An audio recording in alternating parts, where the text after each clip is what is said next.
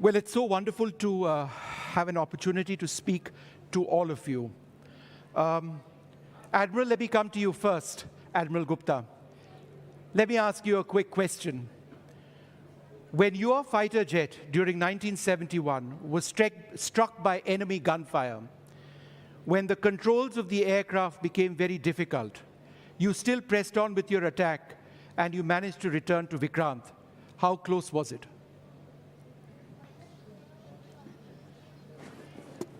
Yep. We'll just pass this on.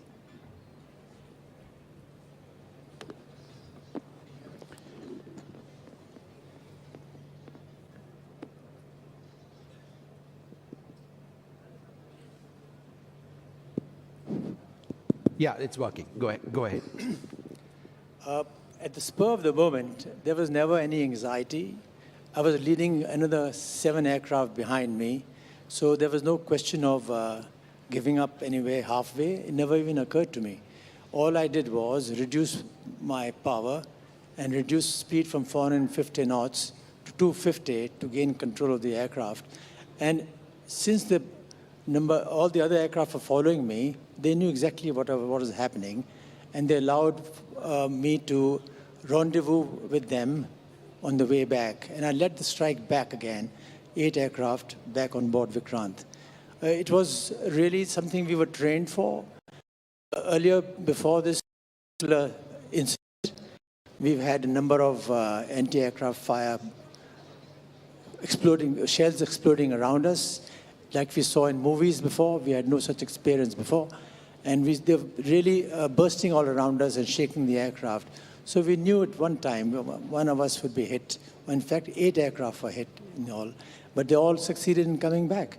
And I think the reason, simple reason is that there's no other place to land. There's only the Vikrant, which is the mothership. And we've all been trained to land almost blindfolded. You won't believe it. There were 2 instances, for example.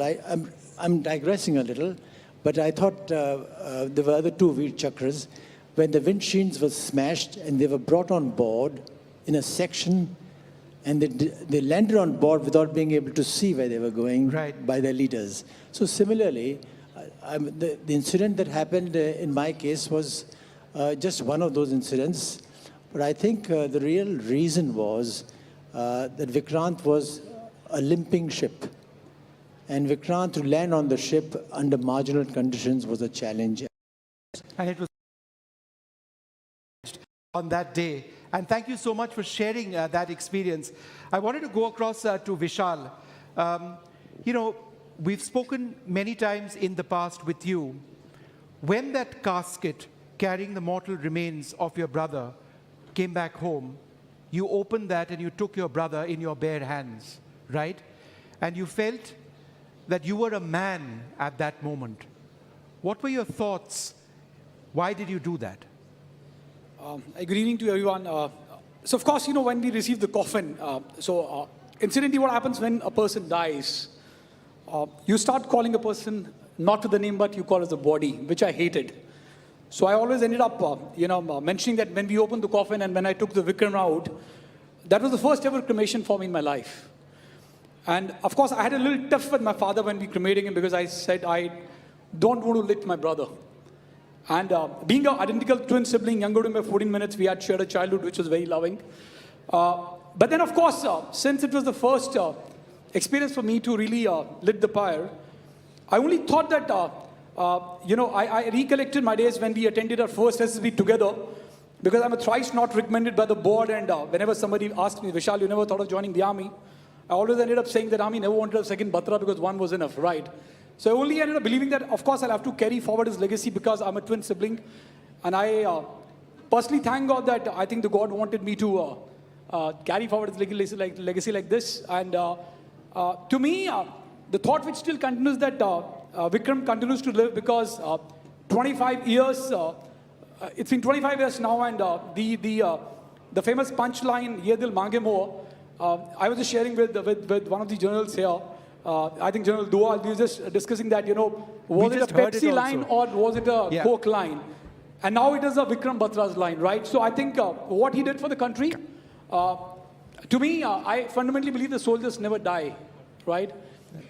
So for me, he continues to live, he continues to inspire, and I believe that he's among us. And I think he's been inspiring me, he's inspiring a lot of young Indians. So all those feelings do come back, but I think what he's done for the country at the young age of 24, not many would have done it. So there's a lot of pride as well, right? Absolutely. Incredible pride. Mrs. Nair, we know about your son's exploits as a soldier. What was he like as a son? Basically, it's a very difficult question. Only a mother can realize losing the son. The pain is so much. At times people say it is pride and pain. I always say pride and pain, of course, there, but the pain wins the proud sometimes. And most of the times, in my case, Anuj was a very good son, very good brother, and moreover, he was a very good soldier, मेरे को एक चीज़ याद है उसकी, जब वो 97 में अपनी फर्स्ट पोस्टिंग पे जा रहा था, तो आई वॉज लिटिल इमोशनल. तो मुझे कहता है, माँ, इस देश की अगर हर माँ आपके तरह हो गई तो इस देश को पाकिस्तान ले जाएगा. एंड सर, वो एक लाइन ने मेरे को इतना स्ट्रॉन्ग किया कि as mother of a army officer मुझे रोने का भी अधिकार नहीं है. मैं अनुज के लिए हूँ इस समय, अदरवाइज मैं इतना फंक्शन में जाती नहीं हूँ, क्योंकि आई रियली थैंक NDTV और स्पेशली यू आपने अनुज की किताब में इतना अच्छा पेज लिख के दिया, मुझे फॉरवर्ड लिख के दिया. So much thank you sir. And कुछ नहीं कह सकती, I am still emotional. Ma'am, delighted. Mrs. Babu, I don't know how you do it, but in speaking to you briefly as I have, the loss is something of Colonel Babu that you, your family, your children who are with us will never be able to forget about, will never be able to overcome. But there's also that incredible sense of pride at what he did. How do you balance that sense of loss and that unbelievable sense of pride? A very good evening to all of you and everyone here. They all are going through the same pain, and pride is also there. We feel it's come to sometimes its places we feel very proud. As a officers, he sacrificed for country. Family side, we are missing a lot each and every day. Children are asking, of course, so I will explain them as a pride how father is work for nation. He's looking down at all of us from somewhere up there. Is there anything else that you'd like to share about Colonel Babu, ma'am? He's a very brave and cherished person. Was he your best friend, ma'am? Yes, he is. So now I'm missing a lot. We are missing him each and every day to share our feelings, our daily routines. So we discuss with my kids and we are moving ahead. Yeah. Thank you. Thank you for sharing those words. Ma'am, Group Captain Varun Singh, I don't know if he was Group Captain then or he was a bit younger and more junior, wrote that wonderful letter where he said you don't have to be brilliant in studies.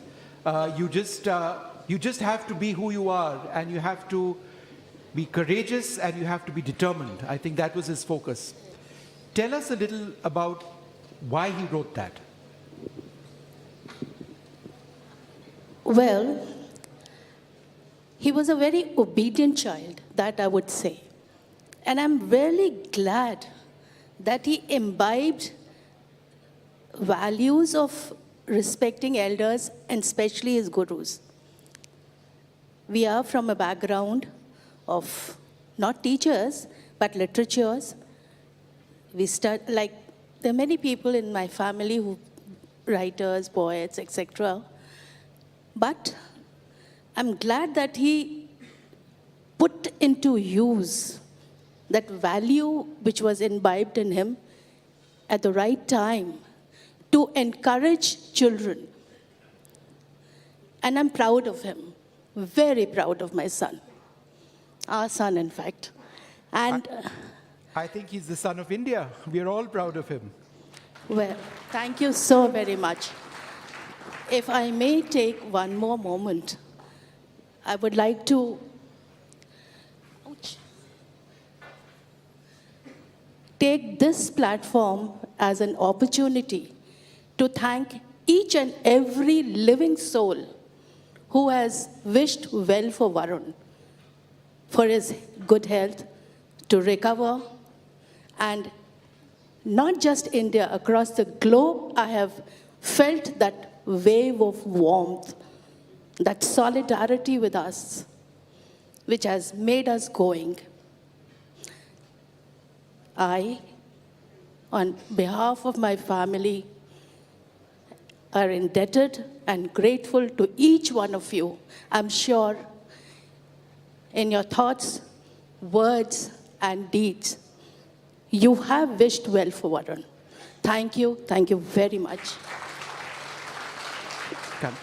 Sir, you know, it was so tragic how Varun ultimately, after that helicopter crash, he fought and fought, but ultimately he perished. He succumbed to those injuries.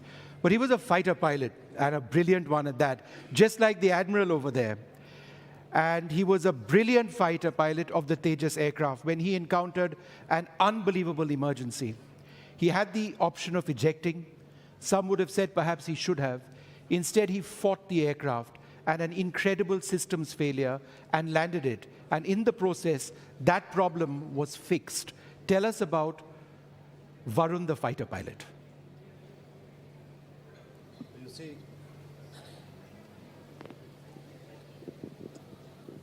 first I'll tell you something about the letter. Varun himself was a shammer Oh, was he? Okay. when he was a student. And his biggest enemies were maths and physics. And without these two subjects, you just can't fly. But since he had passion for flying, he made friends with these two subjects. And, you know, as the journey in Air Force, he became a qualified instructor, QFI, and then a test pilot. Yep. And then he was selected for Gaganyaan also. So everywhere he had to study maths and physics, and he didn't have any problems later. Now, you're talking about the incident of 12th of October. I got a call from him. He says that, Papa, first thing I want to tell you is, the aircraft is one piece, I'm in one piece. And that's all. So I said, what happened? He said there were some minor problems and everyone wanted me to eject. But I was over Mohan Nagar, so I couldn't. Also, I wanted to, my aircraft, how could it crash? Later on, his course-mates friends, they told me that out of 1,999 would have ejected. Right. So that passion to save the aircraft, and later I was told by HAL that had this aircraft not been saved, there would have been very serious problem to our indigenous Tejas project. Absolutely. Because this would have been the first crash, which people are still waiting. There are lobbies who are waiting that if the Indian aircraft And he's fails, stuck we with can... the aircraft, he's managing, stuck in with fact, it. to, Yes. to land it. Remarkable. And, sir, I must come Thank to you. you. You were a course mate of General Bipin Rawat.